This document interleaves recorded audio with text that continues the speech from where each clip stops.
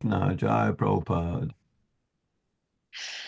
Hare Krishna, everyone. Welcome to this week's edition of the Hare Krishna Project podcast. This is episode number 167. Yes, we have made it to our 167th episode. A big thank you to everyone who tunes in on a regular basis from all over the world to hear, not from me, but to hear from our guest or guests. Do not forget, if you're watching this on YouTube and you haven't already, please hit the subscribe button so you can be kept updated about future podcasts and video productions from the Hare Krishna Project. And or if you're watching this on Facebook, please do like or follow the Hare Krishna Project Facebook page so you can be kept updated about future podcasts that way as well. Okay, before we hit the record button, we established that I've got a bit of a connection problem today with the internet. So I may disappear from time to time, but that doesn't matter because our guest's story or the topic we are discussing is actually more important than the viewers seeing me. Okay, but I will appear and reappear every now and then. Okay. Episode 167. We are back off to the United States this week. It's that country that, even though I'm based in Britain, it's that country that we continually hear about on the news every single day. I'm absolutely delighted to welcome our guest this week. It's Sankirtan Prabhu. Hare Krishna. Radhe. Haribo. It's great to have you with us. Okay, Sankirtan Prabhu.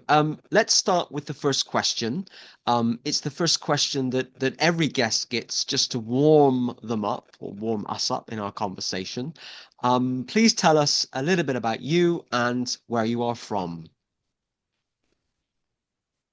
Well, let's see here. Let me see if I can. That's great. I I was actually born in Germany after World War II in 1947, and I have influenced my entire life because my father was a Polish Jew and my mother was a German Lutheran. And so my father lost his family, a wife and two children, during the war. My mother and my father met at a Charlie Chaplin movie. He was at a displaced persons. After the war, there were many displaced persons camps all over Europe for people who had lost their homes and families. So they met, they started going out. His friends told him, "Oh, this will never work out." And her friends told her, my mother, "Oh, forget about him. This will never work out." So my father, a Polish Jew, my mother, a German Lutheran. The thing is that my father, he spoke fluently four or five languages. He spoke Russian, Polish, German, Yiddish, and somehow or other he survived. He was taken to Russia during the war. And that's another whole very fascinating and interesting story that I'm not going to share right now. But so I came over to America with my parents at the age of 5, and I grew up in an interesting neighborhood, also diverse in Upper Manhattan. And I had Jewish friends and uh, Puerto Rican friends and Black friends and Italian, Irish, et cetera, South American. So I I grew up in this really amazing eclectic environment with so many different friends and so many different backgrounds. And that was a very profound influence in my life. Years later, when at around the age of 20, I became a hippie. I moved out of my parents' apartment in Upper Manhattan, and I moved down to the Lower East Side. This is the Allen Ginsberg, calls this the sacred neighborhood, the hippie neighborhood of the Lower East Side, and he himself lived there as well, as a matter of fact. And I lived in what is called Alphabet City, and there's Avenue A, B, C, D, and I wasn't very far from the temple.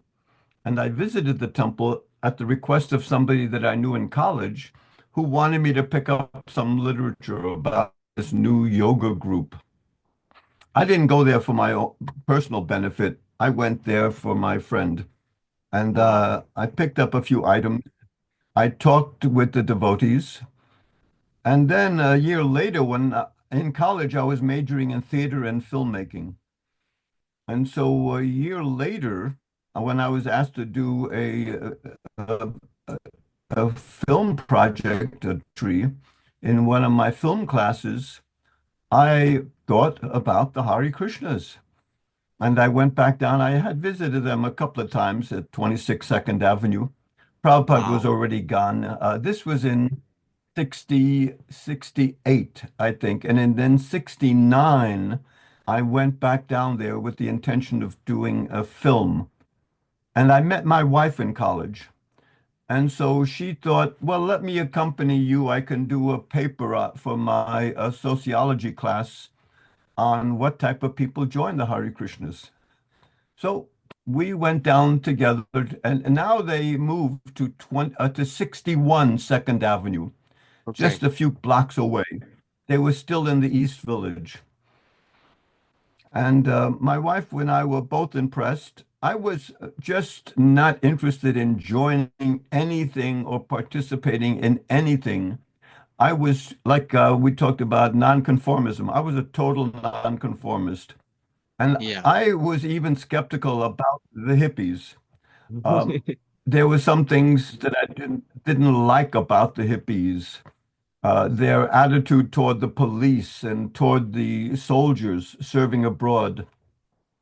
I was against the war, but I wasn't against the soldiers. Mm. But anyways, when I was a kid, even my friends asked me to join the Boy Scouts, and I just was not interested in joining any type of organization at all. So I kept that attitude, even as I started to become interested in Krishna consciousness. And then my wife and I, upon graduation from college, we moved up to Nova Scotia, Wow. and we took that first. We had gotten a Bhagavad Gita, and I still have it. This It's Prabhupada's amazing. Beautiful. first Bhagavad, and excuse me, It's beautiful. Looks up amazing. in Thank you Nova for sharing. up in Nova Scotia, we had a chance to really, when you're in the big city, there's so many distractions. But we spent almost a year up in Nova Scotia in a little farmhouse overlooking the Atlantic Ocean. And we started to, I think we went to a hobby shop and got beads and we made our own beads. That was the thing in those days. You couldn't really buy beads. But at the end of our stay in Nova Scotia, well, three things happened. We started chanting japa, and we got married after living together for over 2 or 3 years. Mm. And then we met Srila Prabhupada in Detroit. So those things happened within just a couple of months of each other. This is in 1971. Prabhupada was in Detroit in July of 1971. And we were on our way actually to Madison, Wisconsin. because a friend of mine invited me to join a theater group.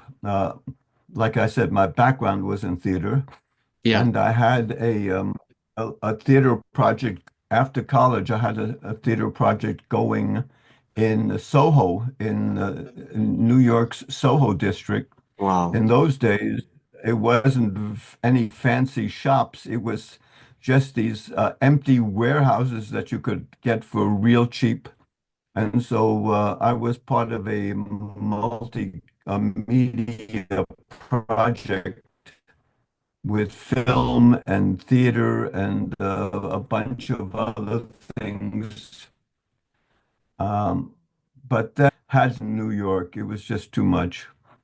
But on our way to we hitchhiked from Nova Scotia to Madison, Wisconsin, where I joined the theater group. And lo and behold, on the way, Prabhupada was going to be in Detroit. And so it was our great fortune that our journey would take us through Detroit. And we met Srila Prabhupada for the very first time, and it was an amazing experience because we had been reading Prabhupada's books, the Bhagavad Gita especially. There wasn't much else at that. But here we saw Prabhupada and we understood that here is a real, genuine holy man. Mm. And for the first time, we started thinking about joining the movement because Prabhupada was this example of a authentic holy person. And so, but we spent a couple of years in Madison, Wisconsin, and I was with the Broome Street Theater, which still exists there in Madison. And finally, we broke down all barriers and decided to, we joined the Hare Krishna temple in Chicago at the time. That was Wow. in Evanston, Illinois. That was in 1973, 2 years after we met Prabhupada in Detroit in 1971. So this is just a small part of my spiritual journey. And and very early on, because I'm from a diverse background, with my parents and with my friends that grew up in my neighborhood, I felt that it was important to reach out to the public and see make the Hare Krishna movement relevant to the public. And before we even joined Chicago in Madison, Wisconsin for a year or so, we started a Sunday feast at our apartment. I went around talking to different ministers and yogis in Madison, Wisconsin. I was kind of like the go-to person for the Hare Krishna movement about a year in Madison, Wisconsin before we joined and spread out some of Prabhupada's books. So I felt, you know, uh, actively involved in making Krishna consciousness available to the public. And I always was thinking, how can it become more relevant to a general audience? Because in the early days, mostly the people that were joining were the discontented hippies. Yes. They already rejected society. They rejected the teachings of the government, of their parents, of their religious tradition, and they were eager to do whatever it takes to immerse themselves in Krishna consciousness. But today, there's that same mentality that the hippies were attracted to in the early days. Mm. That same mentality is not there. Mm. People are not rejecting society. and to think, well, do I want to wear the Eastern clothing? So the hippies fully embraced it. But now we're confronted with an audience that is not so ready to fully embrace Krishna Mm, consciousness in every little aspect. And, it doesn't have to be. The movement has matured, and now people are becoming initiated who don't live in the temple. mm, In those days, the 60s and 70s and into the 80s, you had to live in the temple. There was no other way to get initiated by Prabhupada if you didn't live in the temple. mm, That was just the paradigm. But today, I think the movement has matured enough where we can see that there are very serious people don't have to live in the temple, but want to practice Krishna consciousness and embrace Krishna consciousness to to one degree or another. mm, mm. Thank you, Sankirtan Prabhu, for sharing that. I'm quite fascinated with your upbringing and your story. I really appreciate you sharing that, and I can now see how your own upbringing really kind of influenced your early adulthood in terms of joining the Krishna consciousness movement. You're a disciple of A.C. Bhaktivedanta Swami Prabhupada. Such an honor. Can you tell us about at least one of your meetings with him? What was it like meeting Prabhupada? Well, like I said, when my wife and I met him in 1971 in Detroit, we were struck that Prabhupada's writing and what he said and what he did, there was no difference. He walked his talk. He spoke very eloquently. He made Krishna consciousness relevant. So what I finally came to appreciate over the years is that he was relevant, that he was inclusive. There was a second meeting that I had with Prabhupada here in New Vrindavan, where he was in a cabin with some of the big shots, and I was just visiting here. I was not a full-time devotee yet, but I was like hovering outside the door, Hmm. and Prabhupada was inside on a little table, a low table, sitting on the floor, surrounded by some big shots and sannyasis. No one invited me in. There was the temple president was there, the New Vrindavan president. No one, but who invited me in? Prabhupada looked that I was outside the door and straining to hear his every word, and he invited me in. So I understood that Prabhupada was eager to make sure that everybody got the mercy. He was totally inclusive. He didn't reject anyone. Mm, So, and then the third thing that he was relevant, inclusive, and the third thing is that he was empowering. That means that, within a couple of years, Prabhupada empowered devotees to go out and open up centers on their own. He mm, trusted devotees. And he sometimes used that phrase within the movement, love and trust. We need to love and we need to trust. So when the movement grows into a large institution, sometimes it's hard to find that love and trust. And so we have to kind of create communities of devotees within the movement uh, that can manifest this loving and trusting mood amongst one another.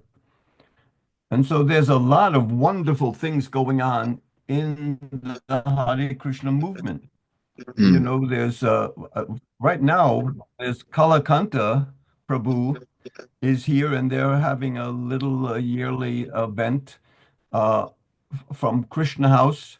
There's many Krishna houses on campuses all over the states, and they've gotten together. This is their third, that's a wonderful project Mm. to help create community.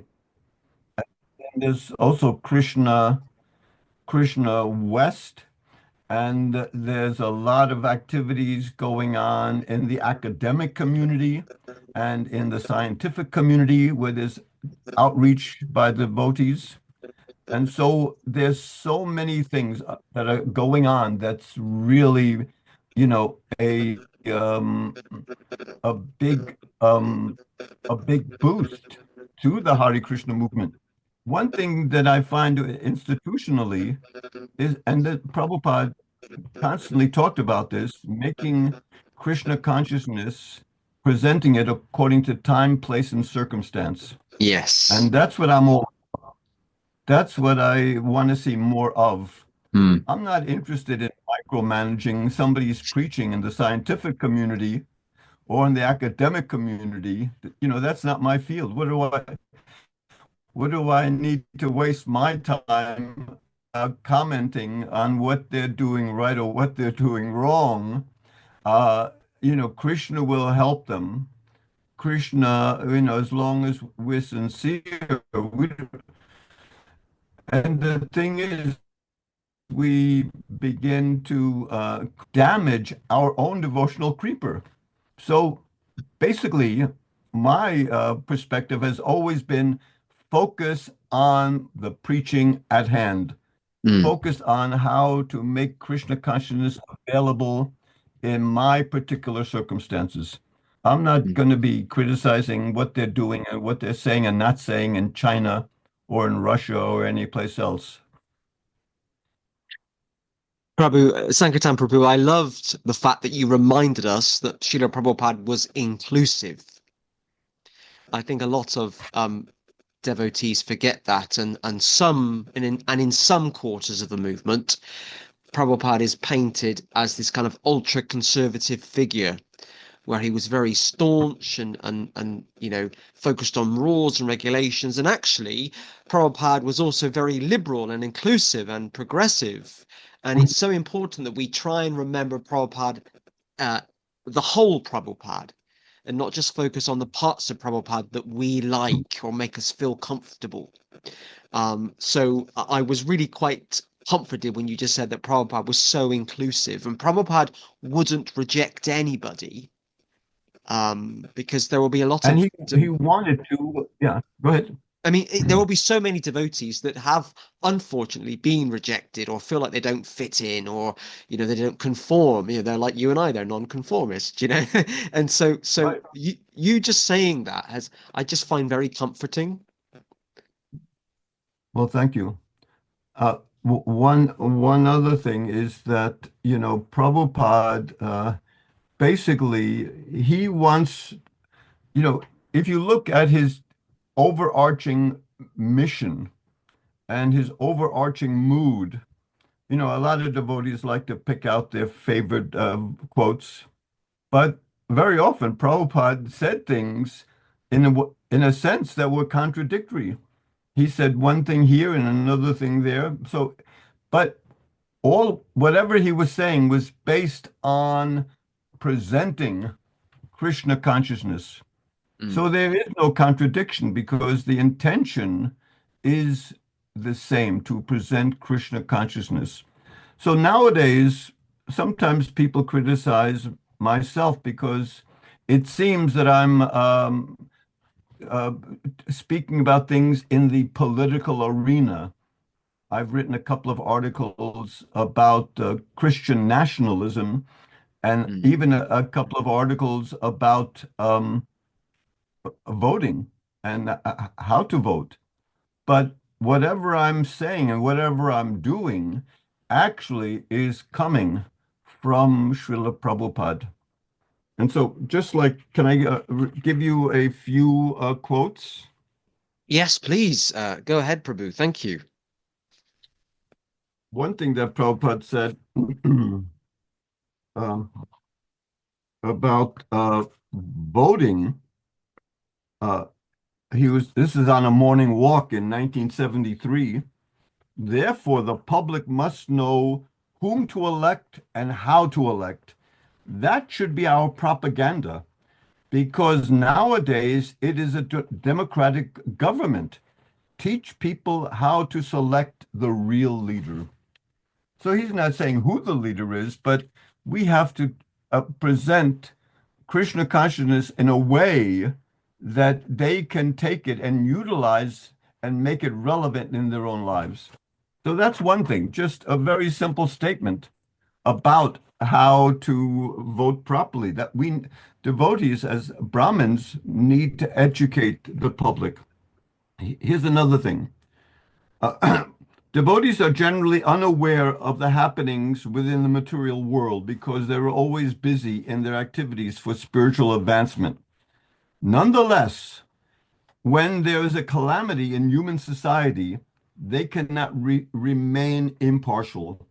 If they do not do something to relieve the distressed condition of human society, it is said that due to such neglect, their spiritual knowledge will diminish. Here's another one. The Krishna consciousness movement is not a sentimental religious movement. It is a movement for the reformation of all of the anomalies of human society. So it's not about for people who want to develop pure love of God, Mm, mm, pure bhakti. No, he's saying that it's a reformation for all the anomalies of human society. If people take to it seriously, discharging this duty scientifically as ordained by Chaitanya Mahaprabhu, the world will see peace and prosperity instead of being confused and hopeless under useless mm, governments. mm, mm. So Prabhupada is, he's doing three things over here. He's Yeah. making Krishna consciousness relevant to a general audience, but he's not backing down from the solution. The real solution is not that they change government from one mundane leader to another, but he's saying that the real solution has been ordained by Chaitanya Mahaprabhu, and that's the Sankirtan movement. So otherwise, people are just going to be confused and hopeless under Mm, useless governments. So this is an important opportunity uh, to we need to Prabhupada talks about that the devotees are expert in finding opportunities to present Krishna consciousness. But it yes. doesn't seem like because there's so much confusion, especially here in America, and that's spreading elsewhere. So the devotees really need to take this opportunity that Krishna has arranged. Mm, And I'm totally, confused. Why mm, devotees don't speak up about what's happening in Ukraine and what's happening in other parts of the world, and also the calamity that's manifesting here in the United States. People, everyone, the right and the left, people are confused. They're disappointed because, of course, no leadership is perfect. mm, And no one is to present a perfect solution, but the devotees have an opportunity. mm, mm. Sankirtan Prabhu, thank you for sharing those quotes of Prabhupada. I often think and always think it's good to be reminded of what Prabhupada actually said. No, I really do appreciate you sharing those quotes. So our kind of main discussion point today, you've already mentioned it, but I want to talk a bit now about Christian nationalism. I think probably, I mean, this podcast is 4 years old. This is episode 167, sorry, and this is the Mhm. first time we would have talked about Christian nationalism. Um, and So I appreciate you being available to talk about this today, because you have researched it and written about it over the years, particularly Christian nationalism in the USA. So just to kind of start us off, can you please tell us what is Christian nationalism and why is it on the rise? Well, let me even take a step back because for years I was a tour guide at Prabhupada's Palace of Gold here in New Vrindavan. And sometimes I would, people who were Christians, they would come. They were interested in what's going on at New Vrindavan and what New Vrindavan was all about. And so they came as tourists. But and I got Christians, but very so often a special type of Christian would come to New Vrindavan that I had a chance to speak with. This is back in the 80s and 90s. They weren't they weren't the normal Christians. These people were saying that the United States is founded on biblical principles, and we are a nation. Uh, we're a Christian nation, founded as a Christian nation Mm. by Christians and for Christians. So they, they were saying that, we're Christians. And basically they were saying, well, what are you guys doing Yeah. here? Yeah. Why do you think, why do you think you have the right to preach about your religious tradition? And so I was experiencing this back in the 80s. And over the years, there's been a lot of different movements.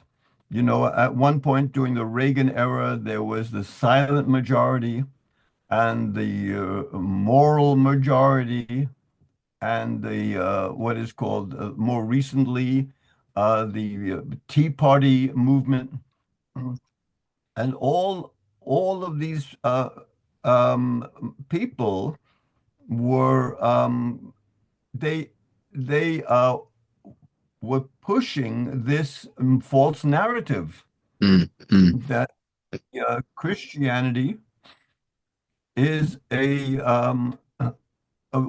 America is based on what they call biblical principles, biblical doctrine, and it's only by Christians and for Christians.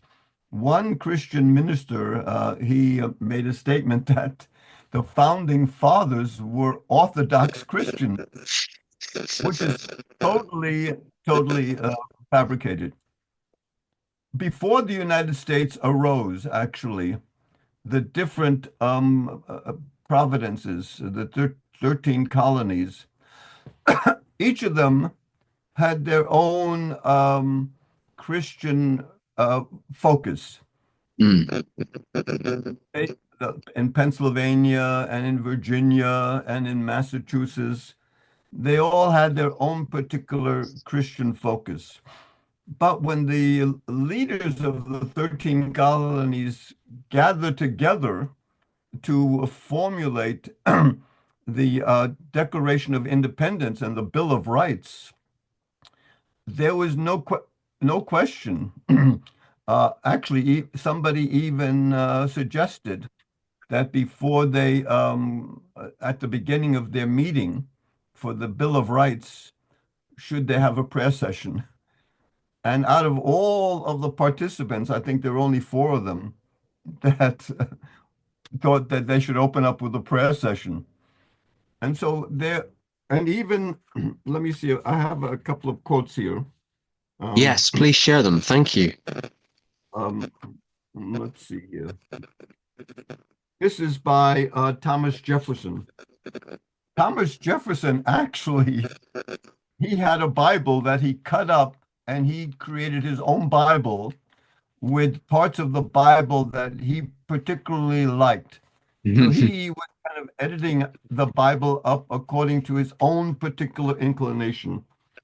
And so Thomas Jefferson couldn't have been too orthodox if Yeah. he he cut up the Bible and to make a book of his favorite quotes. So he says, I am for freedom of religion and against all maneuvers to bring about a legal ascendancy of one sect over another. So he says Christianity neither is nor ever was part of the common law. And John Adams says nothing is more dreaded than the national government meddling in Mm, religion. mm. And so one of the very first statements they make in the first First Amendment is the separation of church and state, Yes. because they saw in Europe that if the countries in Europe, uh, how religion can be twisted and there could be it could be an influence, a detrimental influence in society. So they didn't want to have anything to do with that at all. They were totally aware of the devastating effects that religion could have on government, and also the devastating effects that the power of government could have on religion. Mm, But now, what's happening with uh, with the rise of the administration is that the MAGA people and the Christian nationalist people and the Project 2025 people, it's all being conglomerated into a new identity for who's supposed to be American patriot. They're mm, supposed to be faithful to the administration, not to the Constitution. You know, for we're supposed to be faithful to the Constitution. But the whole mentality now is to be faithful to the administration, people rather to flawed people rather than to the principles that the founding fathers have set. And the founding fathers understood that people are flawed. That's why they created a check and balance system in the United States. There's the executive branch, the judicial branch, and the legislative branch. That was meant to be a balance. So if the executive branch is ignoring what the judicial branch is saying, then it shatters, it mm, undermines mm. the intention of the founding fathers. So this is just a big hodgepodge and very confusing. And you know, the thing is, here in the United States, many Christians understand the danger of this Christian nationalist movement. They understand that the teachings of Jesus are being undermined and twisted. Mm. The teachings of Jesus are what the New Testament is all about. You know, there's the Old Testament and the New Yes. Testament. So the New Testament is injected, and the purpose to present the loving instructions, the teachings of Lord Jesus. And so Prabhupada himself said that Jesus was a Vaishnava. Mm, mm, I was present when somebody asked in 1972 here in New Vrindavan for Prabhupada's Vyasa Puja celebration. I think a reporter asked him, uh, what is the difference between you and Jesus? And Prabhupada says, Jesus is the Son of God, and I am the dog of God. mm, So Prabhupada was always very humble, and he wanted his disciples to follow the teachings of Jesus, mm, understand. It's not that we have to dedicate our so much time and effort into studying the Bible, because basically the biblical principles on when it comes down to it are non-different than the dharmic principles. Mm. So my recommendation and what I've been trying to do for the last several years is writing articles.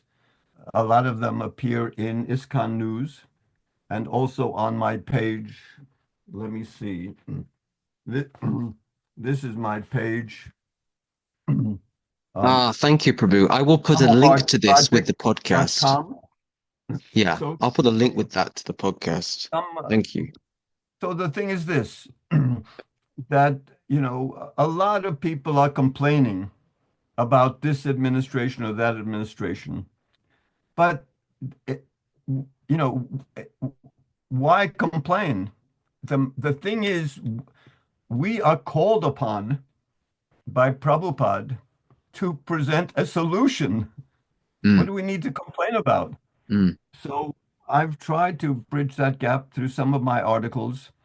And also, my articles are meant for devotees to see what type of language or what type of position that they can take to make those bridges. And so the main thing is this, to present the dharmic principles. This is a universal, the four principles of Dharma, the four pillars of Dharma. One is truthfulness. How many politicians are totally brushing truthfulness? Another is compassion. And that's also not being practiced in the United States administration, in the government, where the compassion, and we need internal and external cleanliness. And then also we need the last thing is self-sacrifice. We have to, before we can ask other people to sacrifice, we need to show the way. So there's these things. There's truthfulness. We need to be an example of truthfulness, compassion, cleanliness, internal and external cleanliness, and self-sacrifice. So, for instance, recently when, the administration is cutting jobs and cutting departments, they cut the Department of Education and so many different jobs in the administration. They think under the guise of that there's so much fraud or there's so much waste. That may be there. But the thing is, it has to be done in a logical, systematic way to root out the fraud. And the thing is that if the administration is calling upon the general public, they're saying, "Oh, it's going to be a hard time for the next few months or for the next year or so," with the tariff and all of these issues. So the thing is, and this is part of the Vedic tradition, that if the leaders are calling for the public to make a sacrifice, the leaders themselves have to step up to the plate and make the biggest sacrifice. Because this is explained in the third chapter of Bhagavad Gita. Krishna said that whatever the leaders do, the common men will follow. So how are the common men, how the common people are supposed to be happy about making sacrifice if they don't see it coming from the leadership? This is a integral principle of Dharma. And what we need to do is to train, to educate the public as to these four principles and what to expect from the leadership. See, that's why Prabhupada says that that we need to teach people how to select real leaders. So what are the qualification? What's the qualification for a leader? It's it's a very basic approach that the devotees have to make by injecting. Prabhupada wanted Krishna consciousness injected in the scientific community. He wanted Krishna consciousness injected in the academic community. So why not in the political arena? mm, mm, So I'm not going there to talk about the pros and cons of different politicians. You know, I, my articles basically are meant to inject the Dharma in a particular arena. And so mm, that's right in line with what Prabhupada wants for his movement. mm. Sankirtan Prabhu, are we seeing similar religious nationalist trends in other countries as well? Have you kind of noticed that anywhere? To tell you the truth, um, I haven't been in my research. I don't look what's happening in England or Europe or Mm, India. There may be various nationalistic movements. mm, I'm just researching and trying to understand the dynamics in my own particular arena. mm, mm, But I do know that when India became independent, Prabhupada, in the early 50s, he started mm. the League of Devotees. Yeah. And he very often quoted from the secular community, from the political leaders and other leaders from around the world. In his early Back to Godhead magazines, he liberally quoted from different sources. That's not something that happened during Bhaktisiddhanta's era or Bhaktivinoda's era. Prabhupada started to do that to help make Krishna consciousness relevant to the public at hand. And so he was a little discouraged that because when India was divided up, and so Mahatma Gandhi actually was at a great loss because he didn't want India divided. He wanted a unified India, a free India. But the way the British arranged everything is that they made a Pakistan and then they made India. Mm, So Prabhupada was wondering why didn't they, if they made a Pakistan, which is a Muslim country, why didn't they make Hindustan? yeah. Why did why wasn't India allowed to become a Hindu country? Mm, So if Pakistan and was allowed to become a Muslim country, why not India becoming a Hindu country? And he even Prabhupada, one of the things that he was advocating as far for the League of Devotees is to make Sanskrit the national language. So that's the sum and substance of what I know about, if you study Prabhupada's uh, back to Godheads in that era and study his principles, the founding principles of the League of Devotees, you'll get a good understanding of Prabhupada's stance on this issue. But as far as the political dynamics of what's going on now, as with Hindu nationalism, I really can't comment on that. mm. Uh, You got to go back to Prabhupada's what is everything. We have to go back to Prabhupada's writings and Prabhupada's yes. Yeah. Yeah. Most definitely. I completely agree with you on that. This next question wasn't a question I sent you in advance, but I'm just kind of keen to know what yeah. has, since you've started writing and speaking about this particular issue, what has the devotee community's response been to you? Or, not the whole community in its Mhm. entirety, but Well, individuals. What kind of responses have you had? basically, they can't they have a particular paradigm. And so a lot of devotees have criticized me saying that I was political. Mm, And then even a couple of devotees said that I was woke. So what is this wokeism? I don't even know if the devotees who accuse me of being woke understand what woke means. Yeah, yeah. So this is going on, but what do I care? It's not, I my whole approach is firmly based in the teachings of Prabhupada. So what do I care about what people say or what people do?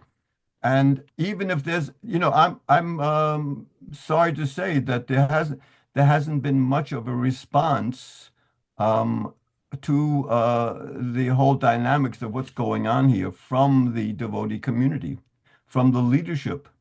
For instance, in the Christian community, there are a lot of well-meaning Christian ministers and pastors who are totally against Christian nationalism.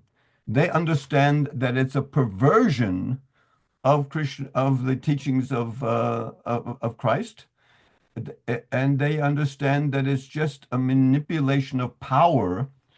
Let me see if I can find something for you. Thank you.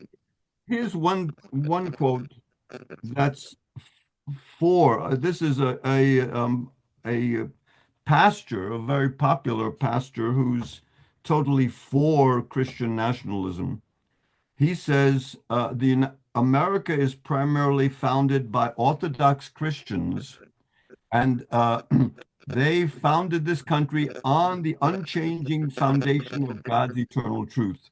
America was founded as a Christian nation. And here's another one.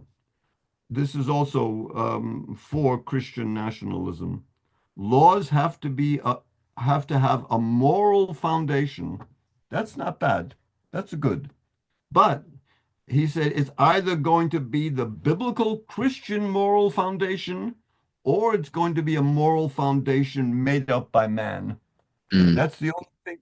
So, he doesn't understand, people don't understand the universal principles that are lodged in every religious tradition. And so these Christian pastors, they're losing people. Christianity here in America, uh, still a lot of people are very fervent about Christianity, but they haven't studied the teachings of Christ. And people are losing, the churches who profess these things are losing their congregation because they can't inspire. So what they do is that if they can't inspire somebody, what's the second approach? Is to grab hold of the government mm, and legislate. So so these people obviously can't really inspire. They have to grab hold of the government and then legislate what they want. But people are saying, well, even if it is Christian, what type of Christianity are you going to have? But here's this is by Russell Moore, who's the editor-in-chief of the Christianity Today. mm, It's more of a sensible Christian, and there's a lot of sensible Christians. They've written books. Actually, one book is called "A False White Gospel: Rejecting Christian Nationalism, Reclaiming True Faith, and Refounding Discovery." So there's many of these ministers see they reject Christian nationalism and they want to reclaim the true faith and true democracy. But here's what Russell Moore, he says, our aims and objective and even our emotional temperature is being driven by something other than the gospel of Jesus Christ. That's that's pretty profound. mm, mm, Whole temperature, everything, what's happening, the dynamics is being driven other than the gospel of Jesus Christ. And he says, if you can use religion, you can give yourself an extra kind of authority that says that if you disagree with me, you are disagreeing with God. mm, mm. Oh, what I see, and now the administration, what have they done? They've made an office in the White House to detect any bias uh, against Christianity. So this is a new office.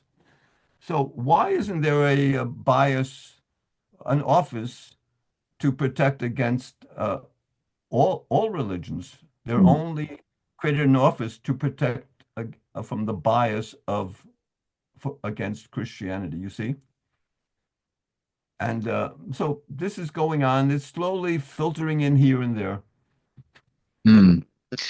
I was just thinking, Sankirtan, about some of the differences between the USA and the UK, and one constitutional difference is we do have a link between church and state here. So the head of state, King Mhm. Charles, is head of the Church of England.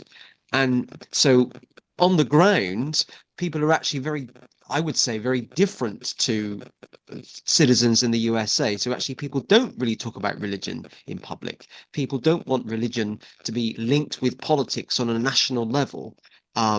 For example, there's at the moment there's no Archbishop of Canterbury, and there's a very long process to replace him or her. It could be a woman now, and there's a general feeling amongst the public that so at the moment the process is the Prime Minister will choose with the King, the Archbishop of Canterbury, and the public are thinking, well, this shouldn't be happening. The Prime Minister shouldn't have anything to do with the selection of the next Archbishop. So even though we have that official link here between church and Mhm. state, on the laity feel and think very different. And actually, there is this thing in Britain now about, of course, you can do anything you want in public and be yourself and express yourself, but ultimately, people are not wanting to be so Christian nationalist or whatever. We want to be away from that.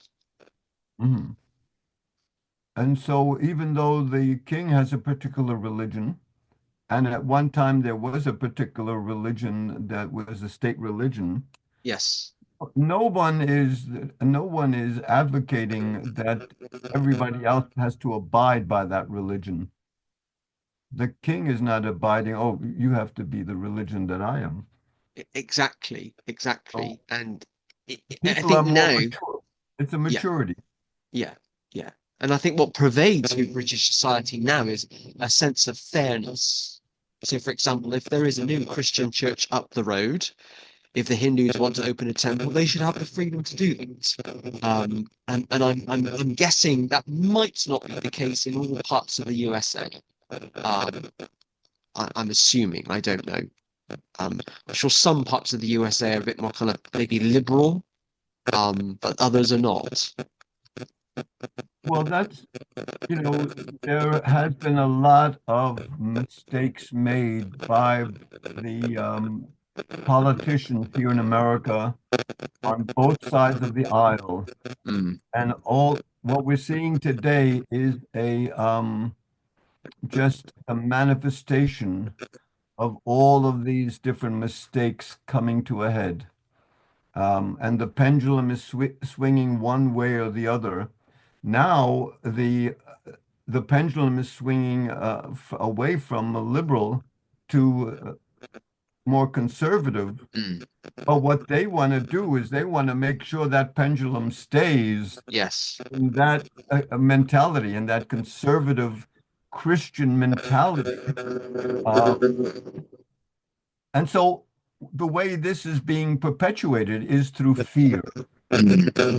Prabhupada, Prabhupada never presented Krishna consciousness through fear.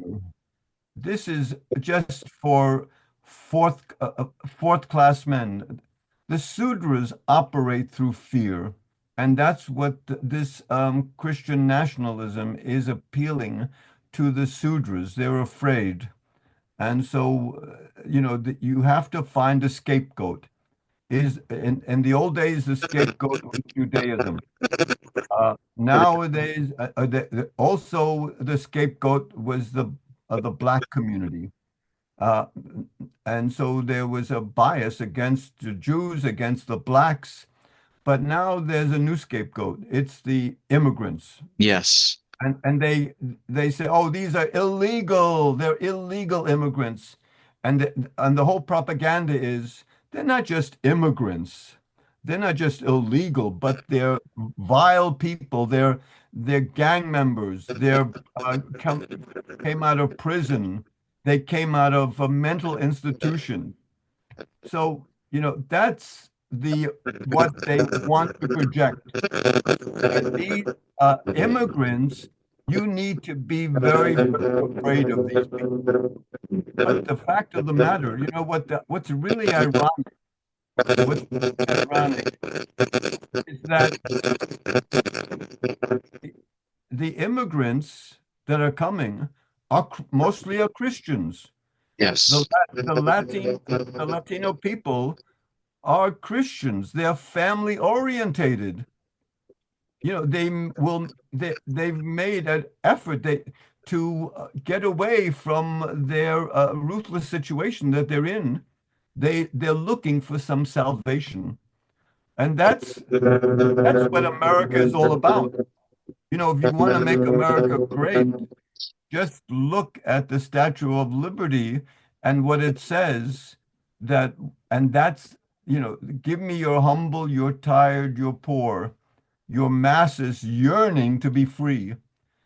You know, we did we didn't get people coming to America who were millionaires. We got poor people who Mm. saw an opportunity and they grasped that opportunity and they helped make it great. Collectively, they made America great. Mm. So the thing is that people are very confused on all sides and they don't know. And this is one of the the principles of Dharma. Compassion is Mm. one of the principles of Dharma. So we're preventing the dynamics of what's happening is that everything is based on fear. So we want the people to respond from the principles of Dharma based on compassion, not on fear. That's the big issue. And so, Mm. these, so these are some of the things that devotees need to get out. Um, be a philosophy and a tradition of Hare Krishna movement based on compassion and love. Mm. There's many, many examples of that. Just for instance, when Vibhishan left Ravana and came to Ram's camp, all of the monkeys were complaining. Can't trust this guy. You see, the monkeys, their mentality was based on fear. That Vibhishan is a brother of Ravana. He was one of the ministers of Lanka. Mm. We can't trust this guy. We have to be afraid of this guy. But what was Ram's conclusion? Actually, Ram, he got advice from Hanuman, Mm. who had a very good experience with Vibhishan.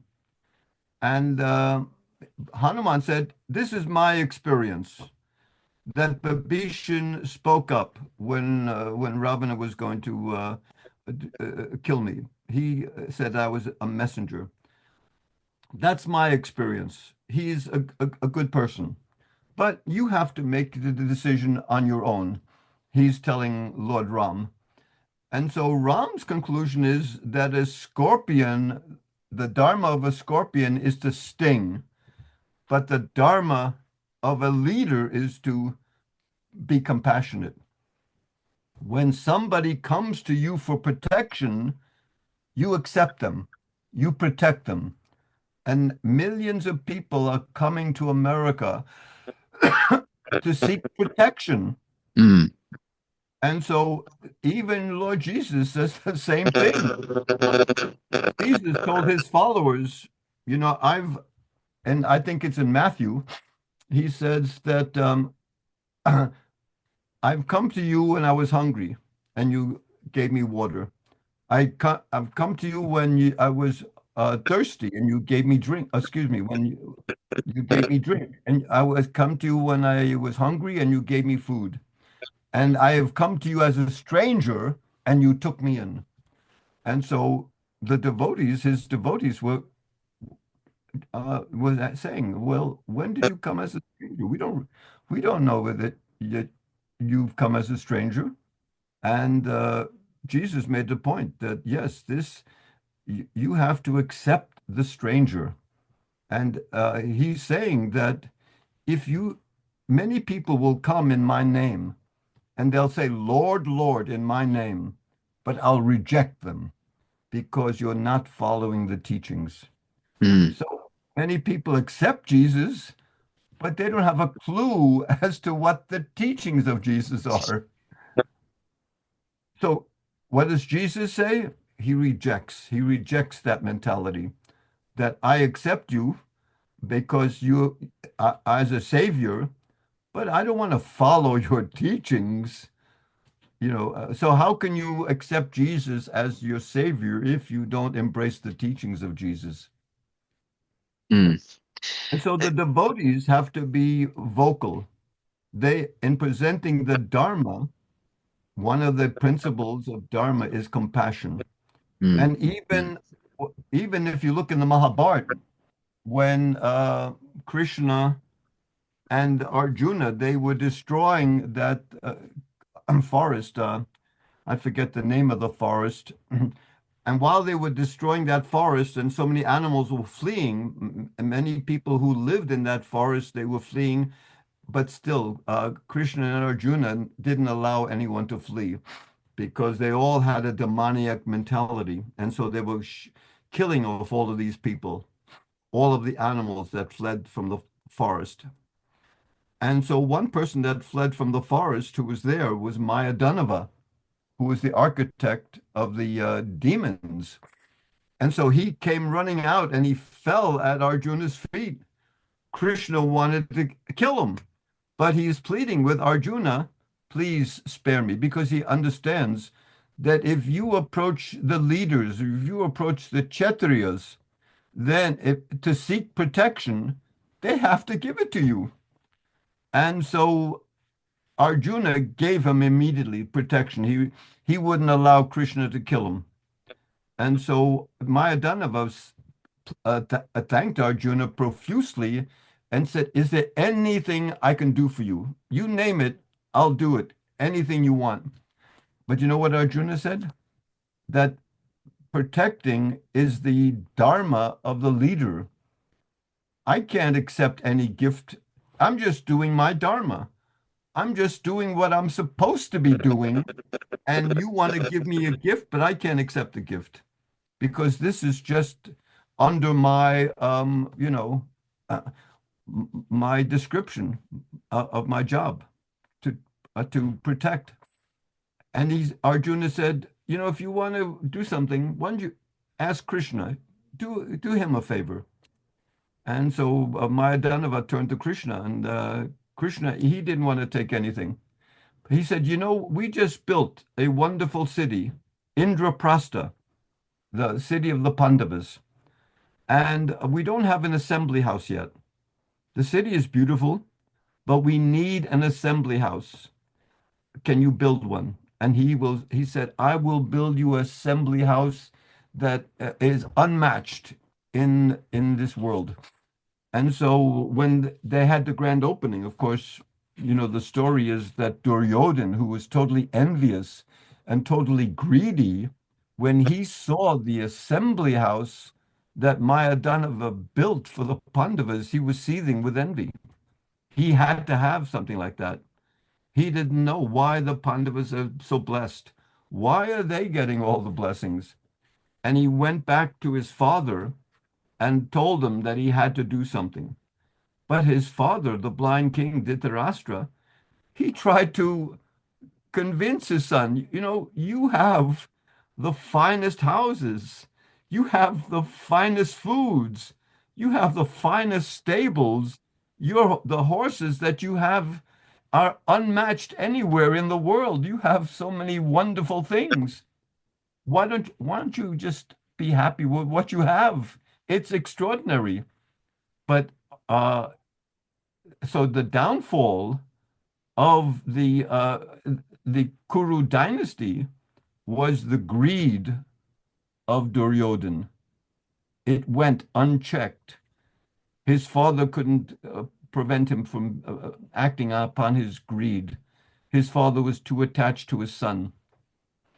And so what you have is the greed and duplicitousness of the government. If that goes unchecked, it'll destroy the entire country. So that's what's happening. Thank you, Sankirtan. Just to say, we can see and hear you clearly since I turned off my camera an hour ago. The connection's been wonderful, so I'm still here and still listening. Sure. Um, can you? I know this was something you were keen to kind of touch on when we were discussing in the lead up to today. Can you, in terms of talking a bit more general about Krishna consciousness and how can we attract more people? You've given us some great ideas already in this conversation about how it's important to apply Krishna consciousness based on time, place, and circumstance. But can you just talk a bit more generally about how can we, in the year 2025, how can we attract more people to Krishna consciousness, back to yoga? Uh-huh. Well, yeah, let's see if I can find that quote by Prabhupada. Um, let's see. Again, this is the quote. It's one of my favorite quotes.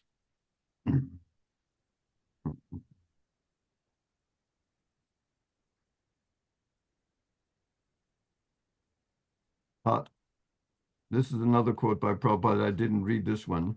If people are Krishna conscious, naturally the government will be Krishna conscious. And if you are fools and rascals, the government will also be fools and rascals, because the government is representative of the people. So if you make a revolution of this Sankirtan movement, everyone chanting and dancing, the government will be immediately changed. So this, one of the things that I see that the devotees haven't done, in one sense, Prabhupada's given us the outline of what to do. One of those things is to hold Sankirtan, to Mm. engage in the public chanting of the holy name. And so the devotee, and I especially, sometimes I watch the clips uh, on Facebook of the devotees in London going out, and Mm. they're so enthusiastic, and it's so wonderful to see. But I think one thing they've neglected is how, they're participating in the chanting, and a lot of people may be spectators, but how do you turn the spectators into participants? Mm. That's Mm. the big question for the devotees going out on Sankirtan. How do you how do you turn the spectators into participants? So Prabhupada used to say that we need to rack our brains to present Krishna consciousness. So I feel that the devotees, they're not stepping forward and doing enough to create participants. Therefore, they need to let people know, let the public know what they're doing out there, why they're chanting. They're chanting for their own purification, they're chanting for the public's purification, but they're also chanting, like Prabhupada says, to change the anomalies, to combat the anomalies and the problems of the world. That's also why the devotees are out there chanting. So, this is the peace formula. What is the peace formula? How to bring about peace? And Prabhupada not only uses the word peace, but in many of his discussions, he uses the word peace and prosperity. How to bring about peace and prosperity. You might Google that on the Vanipedia, peace Mm, and prosperity. Dozens and dozens of times, maybe even hundreds of times, peace and prosperity. So the thing is, we need the Sankirtan devotees need to create a brochure to pass out profusely mm, whenever they're doing Sankirtan, so people can understand why they're out there, and people can should be invited to participate and become participants rather than spectators. And Prabhupada says here, the more people that engage in the chanting, the more powerful it's going to come, and it's going to change everything. It's going to change all of the anomalies that we're facing today in the culture and in society. This is the solution to the Yuga Dharma. People somehow or other, devotees are not aware of that. mm. Yeah, they're satisfied with chanting, and people are walking by, and they'll listen. And the people who are walking by, they're listening to the chanting, and they're getting some element of purification. But why just be satisfied with that? Yes. Why not be eager to get these people to participate? Can you imagine if there were 100 or 1,000 people that stopped? And so, what the thing is to educate people, Krishna consciousness is an educational movement. So, we need to have a flyer or a brochure to give people an understanding what we're doing out there and how profound the dilemmas are in the material world and in society, how corrupted things have become. And if they want to change it, regardless of whatever religion you are, please come and participate. So you give these flyers and brochures out profusely, and the next time, okay, then people can get an understanding. And maybe the next time they encounter the devotees, then they'll join in. Mm, Otherwise, they don't have a clue. It's entertaining. It's amusing to see the devotees, and sometimes people do join in and have fun and dance around. That's fantastic. They're making mm, tremendous benefit. But don't we want a greater participation and a greater understanding of what the Sankirtan movement means? mm. What is the Yuga Dharma? So Do you people think have to, maybe yeah. do you think maybe Prabhu that some devotees actually don't want the public to join? That's why it's kind of more of a mechanical robotic exercise going on Harinam when actually we don't really want these people to join us. We're just doing this because it's kind of ticking the box. I can't imagine anybody thinking like that, to tell you the truth. But the thing is this, when the devotees are out there and they're dancing, that's kind of, that's their own sense gratification. Mm, mm. But that people may stop as spectators and see that, but no one is going to be wanting to jump around like these Yeah. devotees. No one's like in New York City on 14th Street, at least they're sitting down when they have their kirtan parties on 14th Street in New York City and Manhattan. And so the thing is, the next step has to be have chairs and mats, have a calm chanting. Even Prabhupada in Tompkins Square Park, when he went out, he sat down. There's a few devotees that got up and were dancing kind of very, very modestly, not jumping up and down like mad people. So that's we have to rack our brains. What information do we have to give the public? How can we engage the public in the chanting of the holy name?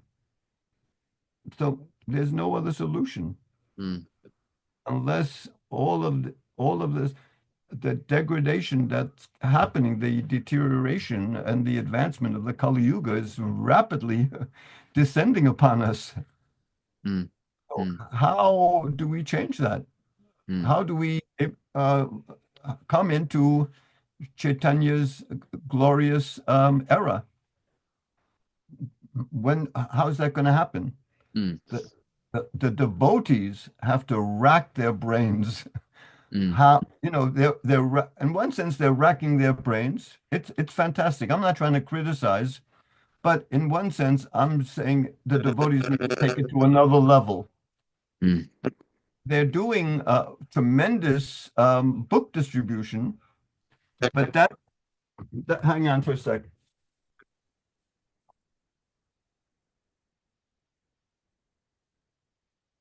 I'm still here. Just there we go. Okay. So, anyways, the devotees have to bring it up to another level. Mm, They want to bring about the Yuga Dharma, this glorious era of Chaitanya. It's not happening, mm, and we need to be involved in people's concerns. People are confused. People are frustrated with what's happening both on the left and the right. Uh, we have to be non-partial and present the Yuga Dharma for everyone's benefit. We don't mm, have to take sides of politics. Some devotees like to embrace one politician over another. One is the good guy, and this is a big fallacy that one party is the good party and the other party is the bad party. mm, They're both bad. They both of their decisions and actions over decades have created the situation that we're in today. mm, mm. But Yes, I would agree with you, and it does concern me when I hear and see devotees who are very public about certain political parties, and I mean, I have my own personal private views on which party or parties here in the UK I prefer, but I don't talk about them publicly. And if mm, I can talk about it privately with people, but because it's not what my priority is. My priority is about trying to share Prabhupada's teachings with the Western public, mm, and share Krishna consciousness because it's a wonderful, beautiful philosophy. Why waste my time talking about party politics? It just gets in the way and it's not necessary. Um, this and is it this, does concern me how some devotees align themselves with particular political ideologies. yeah. It's quite off-putting, particularly when you're not that way inclined yourself, you know. Uh, so people, even devotees in the Kali Yuga are becoming confused. They're So it, they're they're abandoning the mission and they're making judgments that shouldn't have to be made. mm, You know, if Prabhupada came to the Lower East Side and started judging the hippies, the hippies are worse than anything that's going on today. They are much greater deviants in their drug taking and their sexuality than anything that's happening today. You have one song. What's her name? Janis Joplin, I think, sang the song. If you're not with the one you love, then love the one you're with. Now, that's pretty deviant. Just okay. Yeah, I'm not with the person that I love. Oh, you'll be perfectly good. I'll just love you. I'll just have sex with you. So this is the type of mentality that the hippies had. Free mm, love, free drugs, anything goes. What could be more degrading than that? mm, mm. Thank you, Sankirtan Prabhu. Before we finish, I've got one final question that Sure. I kind of reserve for senior devotees, sometimes sannyasis, if sannyasis come on the show. And I just thought because you've been around the movement for quite a long time, I've allowed you to have this question as well. Um, and it's this. If you were given 5 minutes on every TV and radio network in the world to deliver a message, what would you say? Well, I would basically some of the things that I've talked about today. Bas Basically, um, most people out there are not going to change their lifestyle. They're not as radical as the hippies were, and the hippies were eager to embrace the dhotis and the Prabhupada's fashion, tilak, everything. So the thing is, what we need to present now is the dharmic principles. And this is basically what Prabhupada was saying in the last year that he wanted to include Varnashram system. So Varnashram system means social order. Hmm. How not just giving out the philosophy, but social order. So in the Varnashram system, what does justice look like? What does education look like? Is everybody supposed to be sent off just to Gurukula that Prabhupada established, where the boys were living with the Gurukula teachers? You know, that didn't work out very well. So we have to see how Krishna consciousness can be injected into the modern society. And people are very much, they want peace, they want prosperity. And like I mentioned, Prabhupada has talked about this quite often, these two words together, peace and prosperity. And so we need to present the Dharma, the four principles to educate people how a civilized society behaves and how true leaders conduct themselves. So it, it's it's all there in Prabhupada's teachings. You know, what I see is there's an overarching mission of Prabhupada. And that overarching mission is to inject Krishna consciousness into the public arena. And so, for my personal perspective, that has to be done through the four universal principles of Dharma. And that's what the Varnashram system is meant to do, that Hmm. everyone live a peaceful, prosperous life based on the principles of Dharma. And in that peaceful environment, then more and more people can devote their lives to real spiritual progress. Because just living a life in a Varnashram Dharma atmosphere, that's considered mundane. But at least Prabhupada wanted that in the last year of his life. And so part of that is to present the universal principles of Dharma. And that's for them. If I had 5 minutes, that's what I focus on, along with the importance of chanting the holy name. Hare Krishna, Hare Krishna, Krishna Krishna, Hare Hare, Hare Rama, Rama Rama, Hare Hare. We can't forget that. So I hope I didn't overextend my time. Not at all. And I thought as you were chanting the Hare Krishna Maha Mantra, I attempt to re-enter the room.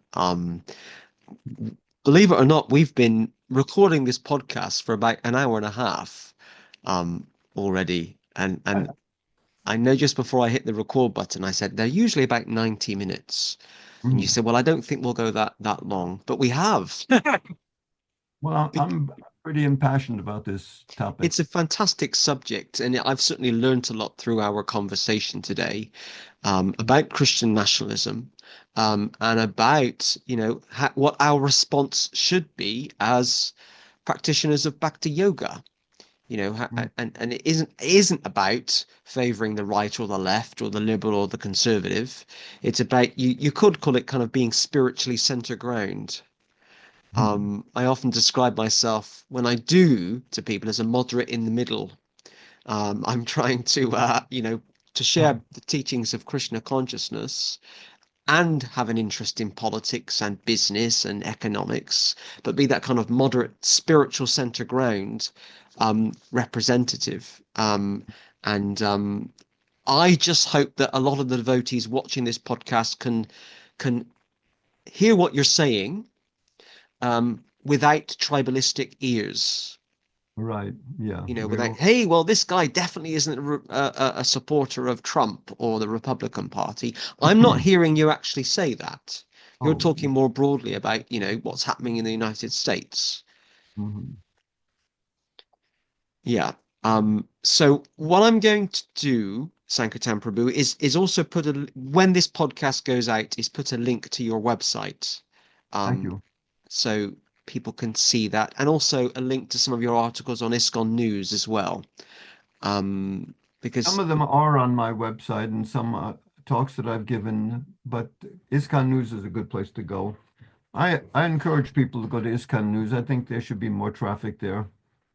But I really appreciate your inviting me on to the podcast. Thank you so very much. And somehow or other, I feel like here I'm in New Vrindavan. I meet a lot of the guests and the pilgrims that come here. But in one sense, I feel that I'm a kind of become a recluse. But I'm never stop thinking about how to make Krishna consciousness available to the public in the public arena. And thank you for allowing me to share some of my ideas here. And it's a great pleasure and honored. I really appreciate your service to the devotees to get out the different discussions and interests in the devotional community that's going on. It's so important. We need to, you know, create more and more devotional communities, even within the institution. We need that those devotional communities because Prabhupada wanted those relationships to be based on love and trust. You mm, can't do that in an institution. That's why we need innumerable devotee communities to be based on that love and trust. mm, mm. And I think, Sankirtan Prabhu, that's a wonderful note to end on our conversation today. What I forgot to say before I hit the record button is, don't leave the Zoom room straight away. I'm going to say goodbye to the viewers at home.